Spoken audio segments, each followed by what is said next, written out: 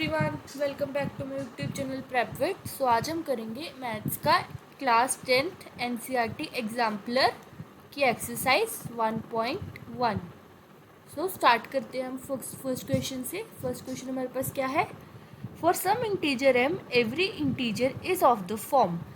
कोई भी इंटीजर है अगर m, integer refers to all positive and negative numbers. All positive and negative numbers. अगर हमारे पास कोई भी इवन इंटीजर है तो वो कौन सी फॉर्म का होगा? सो हम ऑप्शन से चेक करते हैं। First option is m. So let me assume m is 3। सो क्या 3 एक इवन नंबर है? नो। सो ए ऑप्शन हमारा नहीं है। और इवन इंटीजर क्या होता है? Even divisible by 2। Divisible by 2। So next option को कंसीडर करते हैं m+1। अगर मैं m+1 को कंसीडर करती हूँ तो मैं m को एज्यूम करती हूँ 2। So 2+1 which is 3। क्या 3 एक इवन इंटीजर है? No. So B option also got cancelled. So हम डी ऑप्शन को चेक करते हैं, दैट इज 2m+1। अगर मैं m को कंसीडर करती हूँ same 2, so 2 it will become 5। 5 एक इवन इंटीजर है? No.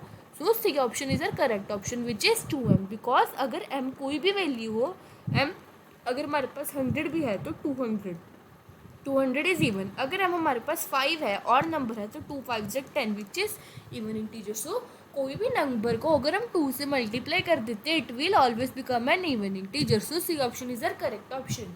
Now moving on to the next question. अब कोई भी इंटीजर है q, for some integer q every odd integer is of the form. अब ऑड क्या होता है? ऑड नंबर कौन से होते हैं? नॉट डिविजिबल बाय 2, जो कि 2 से डिविजिबल नहीं होते हैं। सो हम चेक करते हैं फर्स्ट ऑप्शन से। फर्स्ट ऑप्शन हमारे पास क्या है? q। अब मैं q को एज्यूम कर लेती हूँ 2। सो 2 क्या 2 की ऑड नंबर है? नो। सो फर्स्ट ऑप्शन नहीं है। सो मैं चेक करती हूँ q+1। अगर मैं q को 2 एज्यूम कर रही हूँ तो 2+1 3, ये एक ऑड नंबर। उन्होंने बोला सम इंटीजर, मतलब q कुछ भी हो सकता है। अगर मैं q को 3 एज्यूम कर लूँ तो 3+1 इज 4। क्या 4 एक ऑड इंटीजर है? नो। सो बी ऑप्शन भी गलत है। सो हम चेक करते हैं सी ऑप्शन को, 2q। सो अगर मैं q को 2 1 जा 2, अगर मैं q को 2 पुट करूँ it will become 4। It will always become an even integer. तो सी ऑप्शन भी नहीं है। So obviously d option is a correct option, क्योंकि अगर मैं इसमें q की कोई भी वैल्यू पुट करती हूँ तो मैं 3 पुट करती हूँ। 3 2 6 +1 7। अगर मैं 4 पुट करती हूँ 8 +1 9। सो ये हमारा ऑलवेज ऑड इंटीजर देगा। सो ये एक बेसिक सा फॉर्मूला है which you have to remember कि कोई भी इवन इंटीजर किस फॉर्म का होता है? 2m। एंड कोई भी ऑड इंटीजर किस फॉर्म का होता है? एवरी ऑड इंटीजर किस फॉर्म का होता है? 2m+1। ओके। सो अब हम चलते हैं नेक्स्ट क्वेश्चन की तरफ। नेक्स्ट क्वेश्चन हमारे पास क्या है? n² -1 is divisible bye 8 if n is. n² - 1 8 से कब डिविजिबल होगा? अगर n एक इंटीजर है, अब इंटीजर क्या होगा? इंटीजर में क्या आएगा? All positive and negative numbers आएंगे इंटीजर्स में। सो अब हम इसमें वैल्यूज पुट करके देखते हैं। तो n² - 1 if I put n is equals to 2, सो 4 - 1 विच इज 3। क्या 3 8 से डिविजिबल है? नो। सो ए ऑप्शन हमारा नहीं होगा। और नेचुरल नंबर, अब हमारे पास नेचुरल नंबर क्या होते हैं? नेचुरल नंबर जो 1 से स्टार्ट होते हैं, 1 2 and so on up to infinity. So अब नेचुरल नंबर क्या होगा? अगर मैं इसमें फिर से 2 पुट करके देखूँ, 4 - 1 विच इज़ 3। क्या 3 8 से डिविजिबल है? नो। सो बी ऑप्शन भी नहीं है। अब मैं डी ऑप्शन को चेक करती हूँ, even integer. Even integer means -2 -4 -6, ऐसा कुछ भी हो सकता है। 2 4 10 16, मतलब जो इवन नंबर्स है, पॉजिटिव और नेगेटिव कोई भी हो। तो हम इसमें फिर से 4 पुट करके देख लेते हैं। 4² - 1 विच इज़ 15। क्या 15 8 से डिविजिबल है? नो। सो सी ऑप्शन भी नहीं है। सो डी ऑप्शन भी नहीं है। C option is a correct option which is an odd integer. तो हम इसको भी चेक करके देख लेते हैं। अगर मैं इसमें कोई भी ऑड इंटीजर भरूँ, सो लेट मैं इसमें 3 भरती हूँ। सो 9 - 1 8 8 डिविजिबल है। अगर मैं इसमें 1 भरती हूँ, 1 - 1 0 0 डिविजिबल है। अगर मैं इसमें 5 भरती हूँ, 25 - 1 24 which is also divisible. So c option is a correct option. अब हम चलते हैं नेक्स्ट क्वेश्चन की तरफ। नेक्स्ट क्वेश्चन हमारे पास क्या है? If the HCF of 65 and 117 is expressible in the form this, then the value of m is. So we have to find the HCF of 65 and 117। सो हम इसका HCF प्राइम फैक्टराइजेशन करते हैं 5, 13 and 13 1 ज़ा 13। Now ये जाएगा 3 पे, 3 3 ज़ा 9 and 2 carry, 3 9 ज़ा 27, 3 13 एंड 13। तो हमारे दोनों में कॉमन क्या आ रहा है 13। सो हमारा HCF क्या आ जाएगा 13। फिर भी हम इसके फैक्टर्स लिख लेते हैं इस 3 into 3 into 13। So our highest common factor that is HCF is 13। अब हमें क्या बोले कि जो इसका HCF है वो इस फॉर्म में एक्सप्रेसिबल है, that is 65m minus 117 is 13। So 65m हमारे पास क्या हो जाएगा 7 + 3 is 10, 130 and m is 130 divided by 65 which is 13 5 is 65 and 10 2. So m is 2. So B option is the correct option, that is 2.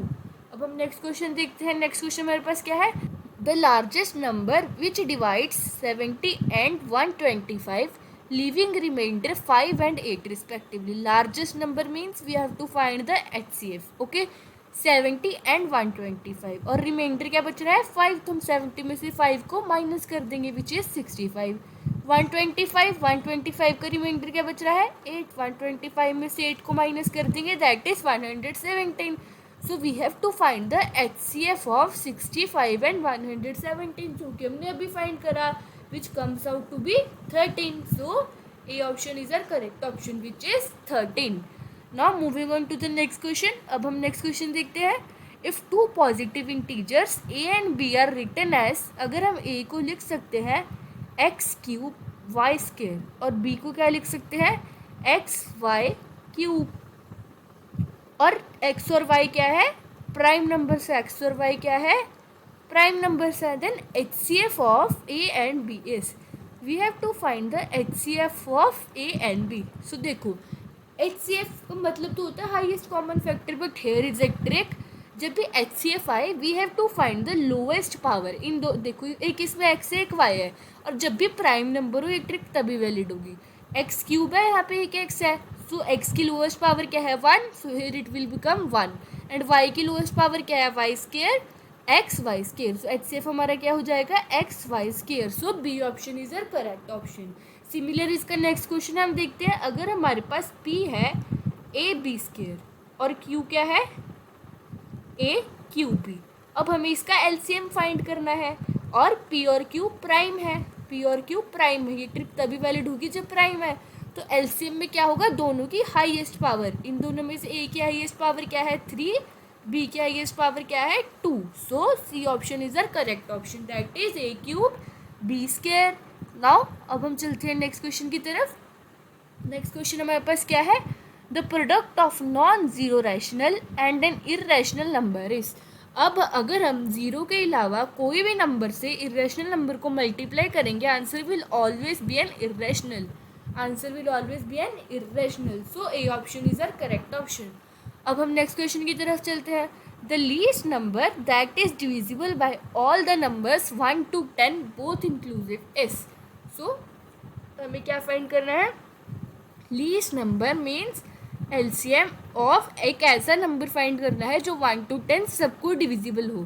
सो हम क्या करते हैं 1 की प्राइम फैक्टराइजेशन कर लेते हैं 1, 2 की कर लेते हैं 2 इंटू 1, 3 की करेंगे 3 इंटू 1, 4 की 2 इंटू 2, 5 की 5 इंटू 1, 6 की 2 इंटू 3, 7 की 7 इंटू 1, 8 की 2 इंटू 2 इंटू 2, 9 की 3 इंटू 3 और 10 की 2 इंटू 5। सो फॉर LCM के लिए हमें क्या फाइंड करना है इनकी हाईएस्ट पावर्स। 1 की हाईएस्ट पावर क्या है 1 ही है, देखो इन सब में से 2 की हाईएस्ट पावर क्या है, यहाँ पे 2 की पावर 3 है, यहाँ पे 2 है, यहाँ पे 1 है। सो 2 की पावर 3 इज हाईएस्ट पावर। अब 3 की हाईएस्ट पावर देखते हैं, 3 की हाईएस्ट पावर क्या है 2, 5 की हाईएस्ट पावर क्या है, इसमें भी 1 5 है, इसमें भी 1 5 है 1, 7 की हाईएस्ट पावर क्या है 7, इसके अलावा इसमें और कोई यूनिक नंबर आ रहा है नहीं आ रहा।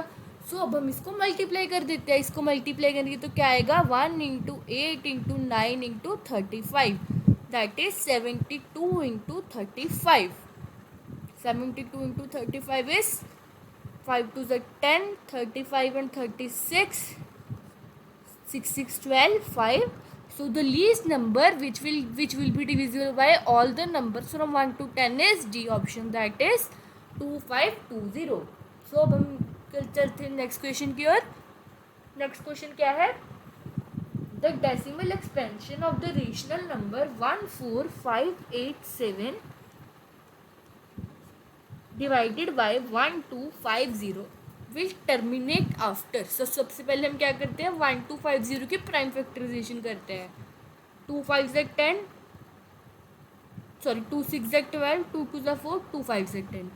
Now it will go into 5 1 2 5, again 5 2 and 5, again 5 5 and then again 1. सो हमारे पास आंसर क्या आ गया? 14587 अपॉन 2 की पावर 1 इंटू 5 की पावर 4. सो देखो अब 2 की पावर 1 है और 5 की पावर 4 है, इनमें से इन दोनों में से हाईएस्ट पावर कौन सी है? 1 है या 4 है? हाईएस्ट पावर 4 है ना. So our answer will terminate after 4 decimal places. So our answer will terminate, highest power क्या है? 5 की पावर 4 है. So answer will terminate after 4 decimal places. So D option is the correct option. So ये थी NCERT exemplar की exercise 1.1. Hope so आपको ये question समझ आए होंगे. Thank you.